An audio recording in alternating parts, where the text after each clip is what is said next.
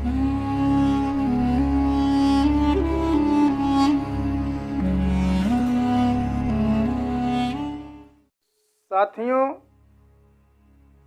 सबसे पहले आप लोगों को जय मूल निवासी।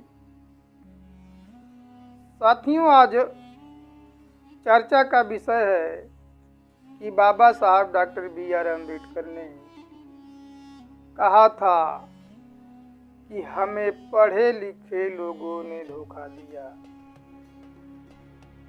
18 मार्च 1956 को ये बात आगरा के रामलीला मैदान में बाबा साहब डॉक्टर B.R. अम्बेडकर कहे थे और बहुत ही दुखी मन से कहे थे कि हमें पढ़े लिखे लोगों ने धोखा दिया।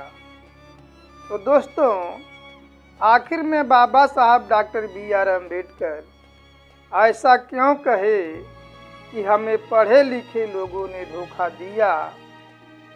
तो दोस्तों, बाबा साहब डॉक्टर B.R. अम्बेडकर ने उस समय के वायसराय लिनलिथिगो से, जो 1942 से 46 के बीच तक यहाँ के वायसराय थे, उनसे बाबा साहब डॉक्टर B.R. अम्बेडकर ने मुलाकात किया और लिनलिथिगो से कहा कि आप ये बताइए कि क्या मैं अकेले 500 ग्रेजुएट के बराबर हूँ कि नहीं।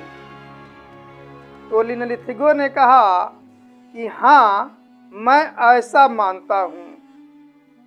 तो फिर बाबा साहब डॉक्टर B.R. अम्बेडकर ने कहा, ऐसा क्यों? तो लिनलिथिगो ने कहा कि मैं नहीं जानता। तब बाबा साहब डॉक्टर B.R. अम्बेडकर ने लिनलिथिगो को समझाते हुए कहा कि मैंने अपने मेहनत के बल पे, परिश्रम के बल पे इतना शिक्षा पाया हूँ कि मैं चाहूँ तो भारत के किसी भी पद पे विराजमान हो सकता हूँ। हमें ऐसे ही लोगों की आवश्यकता है जो पढ़ लिख करके अपने समाज का उद्धार करें, समाज का सेवा करें, अपने समाज को विकास के रास्ते पर ले जाएं। हमें ऐसे ही लोगों की आवश्यकता है। तब लिनलिथिगो ने बाबा साहब डॉक्टर B.R. अम्बेडकर के कहने पे 16 लोगों को विदेश पढ़ने के लिए भेजे थे।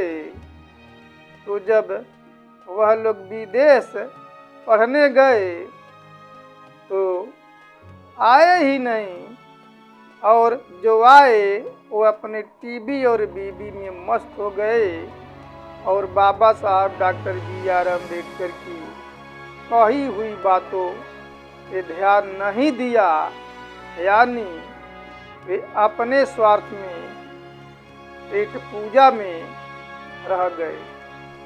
तो बाबा साहब डॉक्टर B.R. अम्बेडकर इसीलिए 18 मार्च 1956 को आगरा के रामलीला मैदान में बहुत ही दुखी मन से रोते हुए कहा था कि हमें पढ़े लिखे लोगों ने धोखा दिया। बाबा साहब डॉक्टर B.R. अम्बेडकर ये भी बात कहे कि आज दूर दूर तक कोई नौजवान दिखाई नहीं दे रहा है जो हमारे जीते जी हमारे इस आंदोलन को हमारे मार्गदर्शन में आगे बढ़ाए। तो दोस्तों, बाबा साहब डॉक्टर B.R. अम्बेडकर को जिन लोगों का खोज था, जिन नौजवानों का खोज था, वो बहुत बाद में मिले। वो मानवर कांशीराम साहब, D.K. खापर्डे और दीना भाना के रूप में मिले। तो दोस्तों, जब इन महापुरुषों ने बाबा साहब डॉक्टर B.R. अम्बेडकर की बात को समझा, सोचा कि बाबा साहब डॉक्टर B.R. अम्बेडकर अपने लड़ाई के लिए जो नौजवान को खोज रहे थे और उनके उम्मीद पे लोग खरा नहीं उतरे, उन्हीं के आंदोलन को इन तीनों महापुरुषों ने आगे बढ़ाया और आज के डेट में उन्हीं के आंदोलन को बामन मेश्राम साहब जी आगे बढ़ा रहे हैं। तो मानवर कांशीराम साहब जी, दीना भाना और डीके खापर्डे साहब ने ये तीनों लोग मिलकर के बामसेब का निर्माण किया। 6 दिसंबर 1978 को बामसेब का निर्माण किया और हमारे समाज में जो लोग नौकरी करते थे, नौकरी वालों को पे बैक टू सोसाइटी के नाम पे अपने आमदनी का 5% समाज को दान करने के लिए कहा और उसी से लेकर के कांशीराम साहब जी, मान्यवर दीना भाना और डीके खापर्डे ने इस आंदोलन को आगे बढ़ाया। तो चूंकि उस समय महाराष्ट्र में आरपीआई का आंदोलन बहुत तेज चल रहा था, आरपीआई की बहुत बड़े बड़े मीटिंग होती थी, वहाँ बहुत से लोग इकट्ठा होते थे। तो जब उसमें काम करते करते करते करते अनुभव हुआ तो मान्यवर कांशीराम साहब ने कहा इसमें केवल एक जाति के ही लोग आंदोलन में हैं, इस पार्टी में हैं और एक जात की वजह से हमारा सरकार नहीं बन पाती है, हम लोग बहुमत में नहीं आ पाते हैं।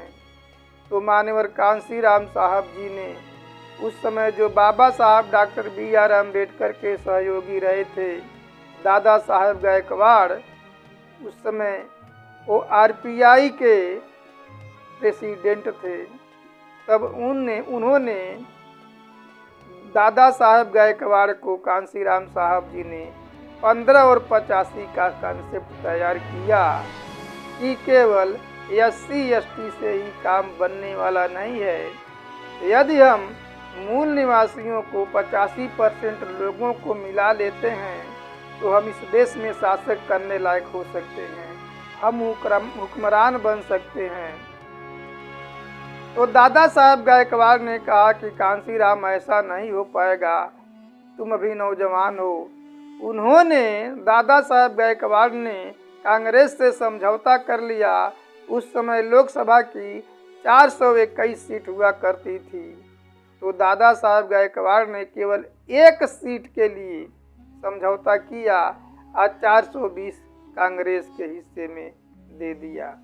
तो कांग्रेस पहले से ही 420 थी, वो 420 सीट ली और दादा साहब गायकवाड़ को केवल एक सीट दिया गया। फिर कांशीराम ने उनको समझाया कि ऐसा कर रहे हैं, केवल एक सीट से क्या अपने समाज का हम लोग भलाई कर पाएंगे।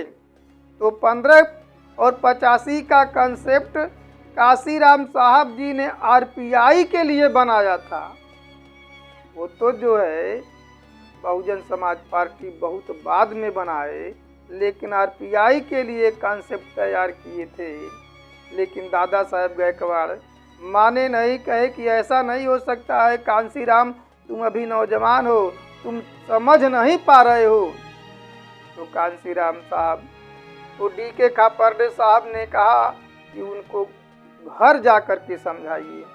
तो कांशीराम साहब जी ने दादा साहब गायकवाड़ के घर गए, उनको समझाने लगे, लेकिन तब भी दादा साहब गायकवाड़ नहीं समझे और कहे कांशीराम तुम नौजवान हो, ऐसा नहीं हो सकता है। तो कांशीराम साहब ने सोचा कि आसान काम तो सभी करते हैं, लेकिन हमको वो काम करना है जिसको दादा साहब गायकवाड़ असंभव कर रहे हैं, उसको मैं संभव करके दिखाऊंगा। वो जब वहाँ से पुनः बम्बई से चल करके अब लखनऊ आए, लखनऊ आ करके बहुजन समाज पार्टी को बनाए और उसी के कॉन्सेप्ट पे बनाए, 1585 के कॉन्सेप्ट पे।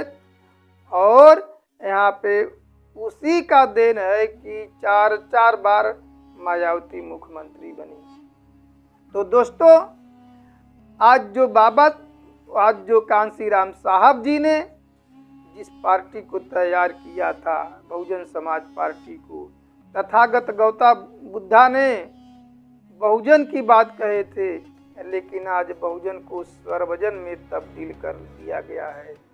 हमारे देश में आज 131 सांसद SC ST के समाज के पार्लियामेंट में हैं। 1100 के लगभग विधायक पूरे देश में हैं, जो पूना पैक्ट के करार के तहत आए हैं।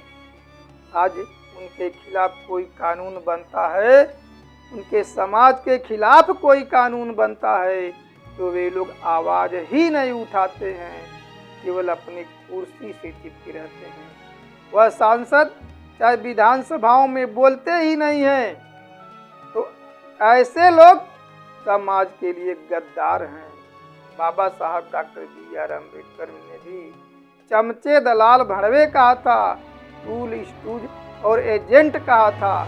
तो ऐसे लोगों से क्या उम्मीद की जा सकती है दोस्तों। इसीलिए आज जो है भारतीय परिवर्तन मोर्चा बनाया गया है और BMP पार्टी के नेतृत्व में बनाया गया है। और BMP पार्टी जो है ये पूना पैक्ट के करार को समाप्त करने के लिए बनाया गया है, क्योंकि बहुजन समाज पार्टी जिस कॉन्सेप्ट पे चल रही थी वो समाप्त हो गया है।